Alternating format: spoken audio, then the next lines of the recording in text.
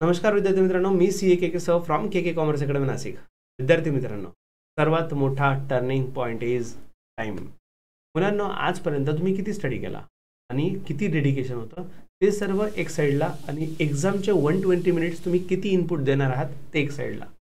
मुलांना असं सुद्धा होईल की जे सर आम्ही 3-4 महिन्यापासून एकदम डेडिकेटेडली स्टडी करतोय, पण सर टाईमच नाही, पूर्ण पेपरच नाही झाला. It may happen. आणि दुसरी गोष्ट, सर आम्ही 8-15 दिवस आधी स्टडी सुरू केला, आत्ताच स्टडी याच्या आधी नव्हतं करत सर, आत्ताच सुरू केला, पण पेपर पूर्ण लिहून आलो. मुलांना सक्सेस म्हणजे डिपेंड आहे, दोघांपैकी कोणाचं असेल ते रिझल्ट सांगेल.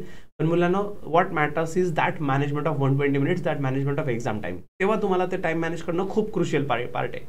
असे खूप माझ्या शेकडो मित्रांचं मी सांगू शकतो, लिटरली जे माझ्यासोबत सीएला होते, सीएच्या जर्नीमध्ये होते, माझ्यापेक्षा ब्रिलियंट म्हणजे असे सुद्धा स्टुडंट आहे, त्यांच्याकडनं मी हेल्प घ्यायचो, त्यांच्याकडनं मी गायडन्स घ्यायचो की मला असं असं टॉपिक आहे, मला टीच करा. आणि अशा स्टुडंट्सचा सुद्धा रिझल्ट फेल असायचा आणि त्या सेम एक्झाममध्ये मी पास असायचो. असं सुद्धा झालेलं आहे. What matters is that exam time. मुलांना तेव्हा खूप जास्त मुलांना पॅनिकनेस खूप जास्त येते की सर कसं होईल, एक्झाम आहे, लाईफ आहे, करिअर आहे, प्रेशर आहे, फॅमिली आहे, सगळ्या गोष्टी आहे. मुलांना ते 120 मिनिट्स फक्त क्वेश्चन पेपरने तुम्ही आहात, दुसरं काहीच नाही आहे. थॉट सगळे बाजूला ठेवा, बस पॉझिटिव्ह ॲटिट्यूड की मला ह्या 120 मिनिट्स हे परत येणार नाही आहे. ओके, हे 120 मिनिटं परत येणार नाही आहे, एवढंच फक्त डोक्यात ठेवा. ठीक आहे. सो लेट्स सी मुलांनो, पेपर पॅटर्न जो आहे तुमचा, पेपर पॅटर्न माहिती आहे आम्हाला. मुलांना जस्ट हे रिवाईज करतो, टाईम मॅनेजमेंटसाठी लक्ष द्या. टोटल तुमचं 150 ऑफकोर्स मार्क्स आहेत आणि 130 क्वेश्चन्स आहेत. ठीक आहे ना मुलांनो. मिनिट्स किती आहे इथे बघू शकता, 120 minutes. Okay, so 120 minutes divided by 130 questions म्हणजे एका क्वेश्चनला 0.92 मिनिट आहे तुम्हाला सॉल्व्ह करण्यासाठी. Right. To be precise into 60 जर केलं तर म्हणजे तुम्हाला एक क्वेश्चन ऑलमोस्ट 55 सेकंडमध्ये सॉल्व्ह करायचं आहे. राईट. तर प्रत्येक क्वेश्चन 55 सेकंदात सॉल्व्ह होऊ शकतो का? Answer is no. तर तुम्हीच म्हणता शक्य नाही, तुम्ही म्हणता मॅनेज करायचं, असं कसं? मुलांनो, प्रत्येक क्वेश्चन 55 सेकंड्समध्ये नाही होऊ शकत, पण डेफिनेटली असे पण भरपूर क्वेश्चन्स आहेत जे 15 ते 20 सेकंदात पण सॉल्व्ह होऊ शकतात. ओके, आणि तोच तुमच्यासाठी गेम चेंजर ठरणार आहे मुलांना. म्हणजेच काय, आता ॲव्हरेजली तर आपण बघितलं की 55 सेकंड्समध्ये एक क्वेश्चन सॉल्व्ह करायचा आहे, बरोबर. आता ते प्रत्येक क्वेश्चन तर 55 सेकंडच्या लायक नसतात. कधी कधी काही कॅल्क्युलेशन आले, न्यूमेरिकल पार्ट असेल, कॉन्ट रिझनिंग असेल, लॉजिक लावायचं, ABCD अल्फाबेट लिहायचे, नंबर सिरीज आहे, त्याला वेळ लागतो मुलांना, कधी कधी 1.5-2 मिनिटं पण लागतात, असं सुद्धा होतं. तर हे 55 सेकंड्समध्ये होत आहे. पण जर असे क्वेश्चन काही असले की जे 15 ते 20 सेकंदात सॉल्व्ह होतं, एकदम स्ट्रेट फॉरवर्ड क्वेश्चन आहे, रिअल अकाउंटचा रोल काय, repeat what comes in, credit what goes out, तर तुम्हाला असे क्वेश्चन इमिजिएट डायरेक्ट सॉल्व्ह होणार आहे. काहीच लॉजिक नाही, काहीच नाही, सरळ म्हणजे क्वेश्चन आन्सर. त्याच्यामध्ये खूप जास्त डोकं लावायचं, लॉजिकचं काम नाही आहे. समजा एक एक्झाम्पल सांगतो मुलांना, 40 सेकंद समजा तुमचे सेव्ह झाले आणि पूर्ण पेपरमध्ये फक्त तुम्ही असे 20 क्वेश्चन जरी तुम्ही शोधून काढले की जे फास्ट होऊ शकतात 15 सेकंदात, ते 40 × 20 म्हणजे तुमचे ऑलमोस्ट 800 सेकंड्स झाले. आणि त्याला जर मिनिटाने डिवाइड केलं, डिवाइड बाय 60, तर मुलांना ते जवळपास 13 मिनिट झाले. ठीक आहे ना मुलांना. 13 मिनिटाचा बफर पिरियड म्हणजे खूप मोठा असतो. 13 मिनिटामध्ये तुमचे अजून भरपूर सारे क्वेश्चन कव्हर होऊ शकतात. That is the skill. तसं लॉजिक लावलं ना प्रत्येक क्वेश्चनला 55 सेकंद, ते पॉसिबल नाही आहे. We are not robots, we are humans. असं एकदम 50 सेकंद झालं, क्वेश्चन शिफ्ट करायचं आहे, ते नाही शक्य पोरांनो. तसं झालं असतं तर मग कसं व्हायचं ना. This is not possible at all. मुलांना आता तुमचा जो प्लस पॉईंट किंवा तुमची स्ट्रेंथ काय तुम्हाला समजणं गरजेचं आहे. तुमच्यापैकी जे स्पर्धा परीक्षा, बाकीच्या पण भरपूर स्पर्धा परीक्षांची तयारी करतात, त्याच्यापैकी बऱ्याच जणांचा मराठी खूप चांगला असेल. 20 क्वेश्चन आहे, ते 20 क्वेश्चन 10 मिनिटात कसे होतील, that should be your target. Marathi खूप चांगलं असेल, प्रभुत्व असेल त्याच्यावर, तरची गोष्ट. जर 10 मिनिटात तुम्ही सॉल्व्ह केलं मुलांना, म्हणजे जस्ट 30 सेकंदच घेतले ना तुम्ही, म्हणजे जवळपास अर्धा मिनिट तुमच्याकडे वाचला आहे, तुमच्याकडे 10 मिनिटाचा बफर आहे. मुलांना जे CA वाले, कॉमर्स बॅकग्राऊंडवाले स्टुडंट असतील, ज्यांनी पहिल्यांदा परीक्षा देते, त्यांच्यासाठी माझं एक स्पेशल सजेशन आहे. जे कॉमर्स बॅकग्राऊंडचं जास्तचं असेल, म्हणजे सगळेच कॉमर्सवाले आहेत, पण सांगायचा अर्थ असा की समजा स्पर्धा परीक्षा वगैरेचं असं काही जास्त तुम्ही प्रिपरेशन नाही केलेलं सपोज, ठीक आहे, बँकिंग वगैरेचं बिलॉंग नाही करत तुम्ही, तर तुमचं हेच टार्गेट पाहिजे की हे मी कमीत कमी वेळेत कसं करू, प्रोफेशनल नॉलेज कमीत कमी वेळेत कसं करावं. आता एक गोष्ट आहे, जर 50 क्वेश्चनला 110 मार्क आहेत, म्हणजे डेफिनेटली त्याची डिफिकल्टी लेवल थोडी जास्त राहणार आहे ॲज कम्पेअर टू दिस. कारण हे सर्व बाकीचे अर्धा हाफ मार्क्ससाठी आहेत, पण हे 2.2 मार्क्ससाठी आहे ॲव्हरेजली प्रत्येक क्वेश्चन. ठीक आहे ना. तर डेफिनेटली त्याची लेवल जास्त राहील. पण तरीसुद्धा एक टार्गेट जरी ठेवलं की आपल्याला 50 क्वेश्चन लवकरात लवकर करायचे, समजा एक एक्झाम्पल 40 मिनिटाचा. आता मुलांना हे जे मी सांगतोय ना, काहींना पटेल, काहींना नाही पडणार. का नाही पडणार? कारण प्रत्येकासाठी हे सेम ॲप्लिकेबलच नाही आहे. मी एक टाइम मॅनेजमेंट प्रत्येक मुलासाठी नाही देऊ शकत. प्रत्येकाचं हे व्हॅरी करतं की तुमची स्ट्रेंथ काय, तुम्ही काय फास्ट करू शकता, काय स्लो करू शकता. ठीक आहे ना.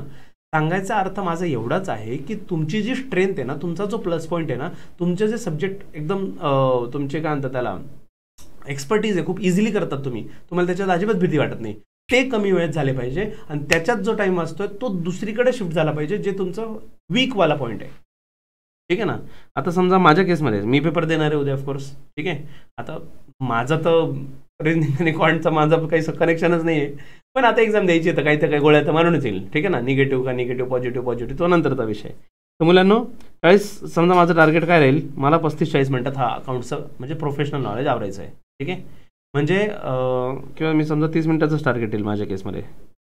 जर 30 मिनिटात ठेवलं तर म्हणजे जवळपास मी किंवा जस्ट एक्झाम्पलसाठी मी 25 मिनिटच घेतो, म्हणजे मी 30-30 सेकंदातच सॉल्व्ह करून घेतलं ऑलमोस्ट. बरोबर ना.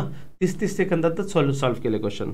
जर मी 30-30 सेकंदातच सॉल्व्ह करू शकलो तर 25-25 सेकंद माझ्याकडे सेव्ह झालेले आहे प्रत्येक क्वेश्चनचे. 50 क्वेश्चनचे म्हणजे ते जवळपास 1250/60 म्हणजे माझ्याकडे 20 मिनिटाचा बफर टाईम होतोय.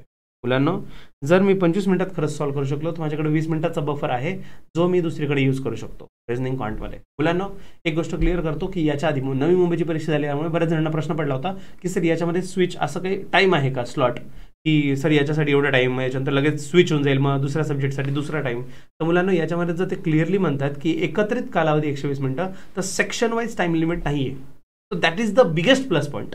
मी हे जे सगळं स्ट्रॅटेजी सांगतोय ना, ते ॲप्लिकेबल का करू शकतात, कारण टाइम लिमिट एकत्रित दिलेलं आहे 120 मिनिटं, त्याच्यामुळे तुम्हाला हे शक्य आहे सर्व. ठीक आहे. तर मुलांना तुमचं जे प्लस पॉईंट आहे बँकिंगवाल्यांसाठी कॉन्ट्रिजनिंग फास्ट होईल, सोपं जाईल, ते फास्ट करा. दुसरी गोष्ट मुलांना, कुठेतरी एक क्वेश्चन आहे, फॉर एक्झाम्पल अकाउंटचा क्वेश्चन आहे, मला असं बऱ्यापैकी वाटतंय मला येऊ शकतं किंवा रिझनिंगचा क्वेश्चन येण्याची शक्यता आहे. ठीक आहे. त्याच्यावर मी 2 मिनिटं स्पेंड केले, दॅट इज मच इनफ. त्याच्यानंतर जर नाहीच येते, वेळ लागतो, तर स्विच करता पण आलं पाहिजे. होतं काय ना मुलांना, बऱ्याच वेळेला तुम्ही एक क्वेश्चनवर अटकून जाता, स्टक होऊन जातात. मला येतंय, मला अजून करावं लागेल, मी असं करून पाहतो, नाही येते, तसं करून बघतो, असं लॉजिक लावतो. अरे भावा, तुझं परफेक्ट सॉल्व्ह केलं. मुलांना मी लिटरली सांगतो, समजा एक क्वेश्चन तुम्ही परफेक्ट सॉल्व्ह केला आणि त्याच्यासाठी तुम्ही 3-4 मिनिटं कन्झ्युम केली, इट इज फेल्युअर. काहीच अर्थ नाही परफेक्ट सॉल्व्ह करून सुद्धा अर्थ नाही आहे. का बरं? तुम्ही 4 मिनिटं म्हणजे जवळपास 7-8 क्वेश्चनचा वेळ घेतलाय. तुम्ही लक्षात घ्या पोरांनो, तुम्ही जेव्हा एका क्वेश्चन सॉल्व्ह करण्यासाठी 6-7 क्वेश्चनचा वेळ तुम्ही कन्झ्युम केला आणि एक परफेक्ट केला, नाहीच चालणार. असं पॉसिबल, म्हणजे तुमचा पेपर कंप्लीट नाही होणार. आणि तुमच्या ओव्हरऑल तुमचं परफेक्शन जरी असलं, पण परफेक्शनमध्ये जर तुम्ही खूपच कमी क्वेश्चन सॉल्व्ह करून आले, त्या परफेक्शनचा लोणचं टाकणार आहे. मुलांना तुम्हाला हे कळलं पाहिजे की प्लस पॉईंट, मायनस काय, प्लस काय, आणि त्यातल्या सगळ्यात मेन, सगळ्यात मोठा गेम, जर आपल्याला क्वेश्चन रीड करून कळतंय ना, या खूप टाइम कन्झ्युमिंग आहे, स्किप नंतर बघू याला. मुलांनो हे स्किप करायचं ऑप्शन तुला स्मार्टली यूज करता आलं पाहिजे. शेवटी ठेवा ना असे क्वेश्चन शेवटी राहू द्या, की वेळ उरलाच ना तर त्यांच्याकडे वळून बघू. मुलांना माझं स्वतःचं सांगतो, जस्ट बोर्ड एक्झामचं सांगतो 1 मिनिटात. 12th बोर्ड एक्झाम होती मुलांना. 12th बोर्ड एक्झाममध्ये टॅली खूप ठिकाणी टोटल घ्यावी लागते, बरोबर ना, profit and loss, balance sheet total घ्यायची, मॅच करायचं. मुलांना मी एकही क्वेश्चन टॅली करत नाही बसलो, सगळे सॉल्व्ह करत गेलो. सगळे क्वेश्चन जवळपास 6 क्वेश्चन सॉल्व्ह करावे लागतात. एकही क्वेश्चन टॅली करायच्या भानगडीत पडलो नाही, सॉल्व्ह करत गेलो. जवळपास 2.25 ते 2.5 तासात माझा पेपर कंप्लीट झाला. माझ्याकडे 30 मिनिटं उरले होते, कशासाठी? फक्त टोटल घ्यायसाठी. घेत बसा टोटल, काही कामच नव्हतं ना दुसरं, घेत बसा टोटल. सर मग टोटल मिस झाली असते तर 2 मार्क गेले असते, प्रत्येकाचे टोटलला 2 मार्क असतात, तेवढा माझा लॉस झाला असता, इट्स ओके. पण त्या 2 मार्कच्या चक्करमध्ये समजा माझा पुढचा 10 मार्काचा क्वेश्चन सुटला असता तर हेवी लॉस झाला असता. हे तुम्हाला समजणं गरजेचं आहे. ती लेवल, ती जरी ऑब्जेक्टिव्ह एक्झाम नसली, पण ते लॉजिक इथे सुद्धा ॲप्लिकेबल आहे. ठीक आहे. आणि सर्वात महत्त्वाचं मुलांना, निगेटिव्ह सिस्टम आहे ऑफकोर्स. 0.25 निगेटिव्ह आहे. जर इनकरेक्ट आन्सर असेल तर 0.25. त्याच्यामुळे कॅल्क्युलेटेड रिस्क हा शब्द खूप इम्पॉर्टंट आहे. रिस्क घ्या पण कॅल्क्युलेटेड. थोडं समजा माझं कन्फ्युजन बी आणि सी या 2 ऑप्शनमध्ये, किंवा ए आणि सी 2 ऑप्शनमध्येच कन्फ्युजन आहे, थोडंफार असेल ना मुलांना, ॲटलीस्ट तुम्ही 2 पर्यंत, 4 पैकी 2 वाटतंय, 2 पैकीच एक असेल तर थोडीफार रिस्क घ्या. 4 पैकी कोणतं पण मला वाटतं, ए बी वाटतं, बी पण वाटतं, सी पण वाटतं, डी पण वाटतं, गोळ्या मारताय, दिस इज फुलिशनेस. तर मुलांना थोडा स्मार्ट वे राहू द्या. आणि प्रत्येक वेळेला तुम्हाला टायमर वरती येतोय, क्वेश्चन चालू असताना वरती टायमर दिसतो, कंटिन्यू टायमर दिसत असतो. एक्झाम काही जण पहिल्यांदा देतात, यांच्यासाठी सांगतो, टायमर कंटिन्यू दिसतो. त्याच्यामुळे त्याच्याकडे एक डोळा राहूच द्या, एक लक्ष राहूच द्या, किती टाइम चाललाय, किती क्वेश्चन झाले, किती टाइम झाले. 10 क्वेश्चन नंतर बघत जा किती टाइम झाला, किती क्वेश्चन झाले. प्रत्येक 10 क्वेश्चन नंतर 10-20 असं टप्पे 10 म्हणजे टप्पे त्याच्यात नाहीये, तुमच्यासाठी ते डिवाइन करा. 10 क्वेश्चन झाले, किती वेळ झाला, 10 क्वेश्चन किती वेळ झाला. आणि मुलांना पेन पेन घेऊन जायचं. ऑफकोर्स पेपर दिला जाईल, ब्लँक पेपर दिला जातो, आणि ऑफकोर्स तो पेपर नंतर सबमिट पण करून घ्या. सॉल्व्हिंगसाठी तुम्हाला सॉल्व्ह करायचं, कॅल्क्युलेशन्स करायचे, सगळं त्याच्यावर करू शकतात. काहींचा प्रश्न होता जे CA बॅकग्राऊंडवाले त्यांना असं वाटलं तर सर कॅल्सी वगैरे घेऊन जाणं अलाउड आहे का, तर मुलांना नाही, कॉम्पिटेटिव्ह एक्झाममध्ये नाही चालत, तुम्हाला ब्लँक पेपर दिला जातो, पेपर पण घेऊन जाणं अलाउड नाही आहे. ठीक आहे. तर मुलांना हे 120 मिनटं जो सक्सेसफुली क्रॅक करेल त्याचा सक्सेस राहील.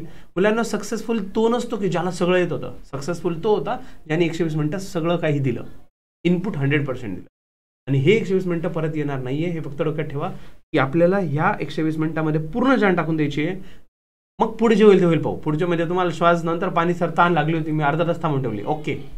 वॉशरूम जायचं होतं, गेलोच नाही 2 तास, ओके. सगळं सेकंडरी पोरांनो. What matters is that 120 minutes, त्याच्यापैकी एकही मिनिट वेस्ट करू नका. Put your 100%. डेफिनेटली मुलांना रिझल्ट येईल येईल येईल याच स्वप्ने आपल्याला शेवटपर्यंत प्रयत्न करायचा आहे. निगेटिव्ह ॲटिट्यूड एक्झाम नंतर तुम्ही रडत बसा, डोकं फोडा, पण ते 120 मिनिटामध्ये हे तुमच्या माइंडपर्यंत ब्रेनपर्यंत जाऊच देऊ नका इन्स्ट्रक्शन की मी फेल व्हायचे चान्सेस आहे. ही पोस्ट मला काढायचीच आहे, 120 मिनिटं परत येणार नाहीये, मला 100% द्यायचे, 100% द्यायचे, 100% मला पुट करायचे, हा रिझल्ट काढायचा आहे. So wish you all the best मुलांनो. आय होप माझ्या काहीतरी मी सांगितल्यामुळे थोडाफार बेनिफिट झाला असावा अशी आशा व्यक्त करतो. लवकरच भेटूया पुढच्या अपडेटसोबत, पुढच्या गायडन्ससोबत. तोपर्यंत स्टे ट्यून्ड.